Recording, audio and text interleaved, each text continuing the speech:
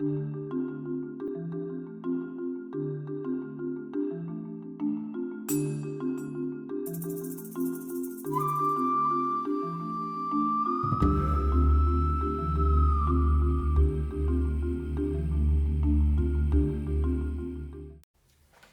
guys, it's Courtney from the Ivy League, and today I'm going to talk to you about studying for tests in nursing school.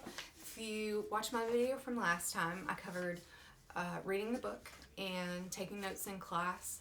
So if you didn't, I'll put a link to that right down here. You can just click on it. And next time I'm covering test taking procedures. But let's go ahead and get started with today. We're going to cover studying for those tests.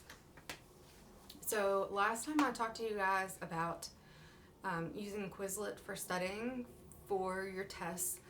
So usually what I'll do with Quizlet is to get started with that, with going through those flashcards.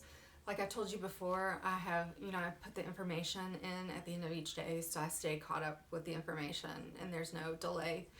Usually I'll start going through those flashcards pretty much immediately, but hit them really hard in that week before the test. I usually will not wait any longer than that because for me, I don't hold the information in if it's any sooner. I have to go through it over and over and over again. And I do prefer Quizlet over regular note cards just because my first semester in nursing school, I ended up with, for one class, I had a Starbucks bag about that tall, probably, like a standard Starbucks bag, full of flashcards for one test for one class. So I've gotten rid of those. I don't do those anymore. I only use Quizlet. The cool thing about Quizlet is that you can also do pictures in it or sounds. And if you look up some flashcards, there's a lot of like breath sound flashcards and stuff like that where they actually play the sound for you and you have to figure out what's on it. So it's actually a really cool app that I use. I also will use a cram card, create a cram card the week before the test as well, and the cram cards are information that I have to write down on the test as soon as I get it. It's information that I'm going to need to do maybe some of the questions on the test. I don't know what's on the test, but I know that I need to put that information down on the test before I forget it and before I start going through those questions. So I'll take like a regular index card. This is the only thing I use index cards for. Take a regular index card and write as small as I can, or I guess technically it's as big as I can because I don't want to, there's a lot of information on it and I want to be able to see it all, but I still need to keep it small because it's so much information.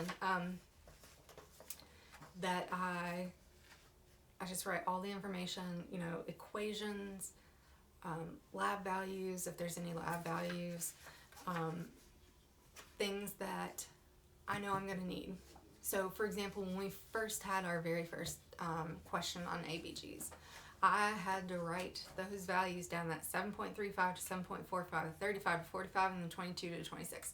I had to write that down, and I have it memorized now, but I didn't then. It seems like it was years ago, but I had that written on that cram card, and as soon as I got my test, we didn't know if there was going to be any ABG questions on there or not. We had no idea. So I wrote it on the cram card, had it memorized. The second I got the test, I flipped my test over and wrote it on the back page and had it there so that when I went through the test and on page 7 or whatever, there was an ABG question, I flipped to the back and I was like, hey, I got this. But I didn't know if it was going to be on there or not. So you write it down with the intention of needing it, but you don't know if you're ever going to need it or not. But it will also help you memorize it long run. There is no way I would have memorized those values probably any quicker if I hadn't done it like that. So that's one thing that I found that really helped me was the cram card. Another thing is making a master list for my notes. And I will usually do this the day of class. I'll usually start on it. Sometimes I'll do it in class and just take notes on the master list while I'm looking at the PowerPoint, kind of do a dual thing. So the master list, key terms, general themes, any related concepts that I need to know. It's basically just an outline. And I call it my master list, but it's an outline. And at the end of the semester, your outline could be 17 to 20 pages long, which is how mine typically is. Another cool thing is concept maps. I'll put an example that I found on Pinterest here, and I'll put the link below if you guys are interested in seeing it. This is a concept map. These are really cool study tools to help you remember things. And I think I've told you guys before, one thing that I really have found that helps me a lot is to think of any possible test questions that the teacher could ask and go over those in my head, kind of keep those in the back of my mind, because sometimes the teachers don't use the, I don't know what's called, the exam book or whatever that comes with your workbook or with your textbook. Sometimes they'll make their own, and they physically go through the chapter and make up their own questions. Like our professor for OB did that. She did not use the test book that was related to our workbook. She went through, because we had a workbook that we would fill out for OB, she actually went through and she would sit and go through the book and make up all her test questions. So if you read through the book, you would have a better idea of her test questions, because you could pretty much pick them out from reading the chapter exactly what they were going to be. So that's also something that I do. I talked about that in reading the book, is to think of possible test questions that might be related to a topic while you're doing that. So the next thing I recommend for studying for your tests is to make a schedule and stick to it. If you have seen my nursing app video, you would have seen that I use the Pomodoro Pro app, and I use that to keep track of how much I've studied for a particular subject, or you could even do it on a particular topic, but I usually break it down by test. I have mine set to give me 55 minutes of study time to a 15-minute break, and then 4 blocks of 55 minutes, and then an hour break after that. I'm going to link that video right here so you can check out more about what that video is about. And so I use that. It's really kept me on task as far as, tracking that and making sure that I get all my hours in with studying and whatnot. The next thing that I recommend for studying for tests is go to the review sessions. You may think that you don't need help with anything, and that's fine. You may have that topic down 100%, but you may not know that teacher's teaching style, and usually those review sessions are taught by students who excelled in that class and did really well on those tests. So you probably want to go to at least one and see if it helps you. See if if they talk about the teaching style, then that's great. If you don't think it'll help you, don't go back. That's up to you. And along that same line are study groups, which there are pros and cons to study groups. The only study groups that I go to are the ones I hold in my own home. I used to go to study groups, and I found that a lot of times the topics that were being covered were not things that I needed to focus on.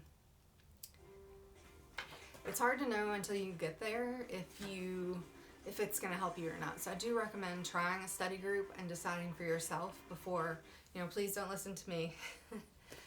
Every person is different. I do recommend trying it, and seeing how it works for you, because it's different for everyone, and not all these tips are going to help everybody, but hopefully some of them will. The biggest thing that I recommend when studying for a test is to buy the Saunders NCLEX review book and go through it. It has different chapters that are divided up by specialty, and I recommend going through those questions before you take your exam. These questions are going to give you a hint at the style, and really in the end, the whole goal of nursing school is to pass the NCLEX. It's not to pick a specialty, it's not to see the whole hospital, it's to pass the NCLEX. That's what we're being prepared for. So, those style questions will only help you in the end and give you an idea of, how the teachers are going to run things as far as questions go, especially for first semester students. Getting a grasp of NCLEX style questions is very important. And then my last tip for studying for tests. is to avoid alarmist students. And an alarmist student is, there's one in every class, at least one. Someone who at the last minute is studying before the test. In that last 20 minutes before the test starts, they're sitting there studying and having somebody quiz them and going over that and saying, well, I don't think that's right. Do you think that's right? I don't think that's right. I put on my headphones and I ignore that. What I do before the test, I do go through my flashcards. I avoid those people. I put on my earbuds and I sit there and I go through my flashcards one more time. And I usually will listen to binaural beats, which you can find on YouTube or on iTunes. It's basically new age, but it's supposed to get you more in focus for studying, which I found helps me, but it doesn't help me any more than classical music does. So it's just pretty music to me. It's just to help me focus. And actually the album that I have it on my phone includes classical music too. So I will listen to that to drown everyone out. I don't want to talk to anyone. I don't want anyone to talk to me. I just sit there, and I usually sit in the back of the room because I don't want to talk to anyone. So I'll usually put my headphones on and sit in the back of the room and not talk to anyone. I don't want to talk to anyone. I don't want anyone to talk to me. I want to focus and try to keep those things from that cram sheet in my head and write them down and then relax and take the test after that. So if you can, relax while you're taking a test. So next time I'm going to give you guys tips on test taking in nursing school, and make sure you click like and subscribe. And again, if you guys have any different studying techniques that I haven't talked about that really worked for you, make sure you leave them down below in the comments. Thanks guys, bye.